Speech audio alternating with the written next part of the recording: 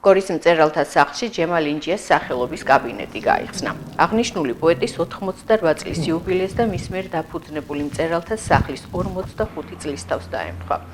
ინჯია აღნიშნულ დაწესებულებას 4 ათეული წელი ედგა სათავეში. პოეტი აცხადებს, რომ ამ ყველაფერს მისთვის განსაკუთრებული მნიშვნელობა აქვს. მოიცადდეს, რომ გახსნილი იყო ჩემი კაბინეტი. ესე იგი, წლების მანძილზე ზევარ ამ ჩემს მიერ დაარსებულ დაწესებულებაში, რომელსაც ერქვა ჯერ საქართველოს მწერალთა კავშირის გორის განყოფილება, მერე შიდა ქართლის განყოფილება და ესე მოიტანა ეს მწერალთა სახლი აქამდე. დიდი თავგადასავალი გვაქვს.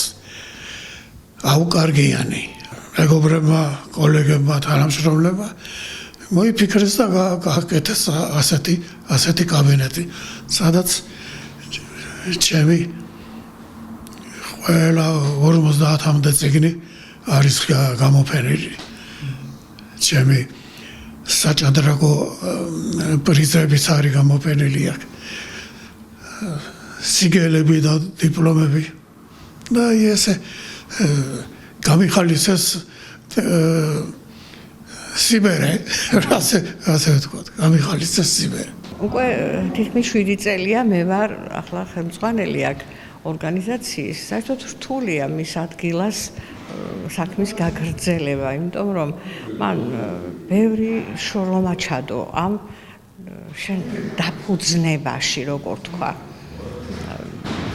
წელს ამ საიუბილეო თარიღთან დაკავშირებით და პლუს მის დაბადების დღესთან 88 წელთან დაკავშირებით გადავწყვიტეთ, რომ ხაცა ორიგინალური რამე გაგვეკეთებინა.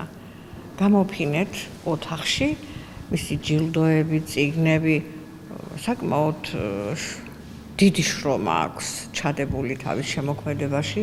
50 სერიოზული წიგნი ეს ცოტა არ არის მკითხველისთვის.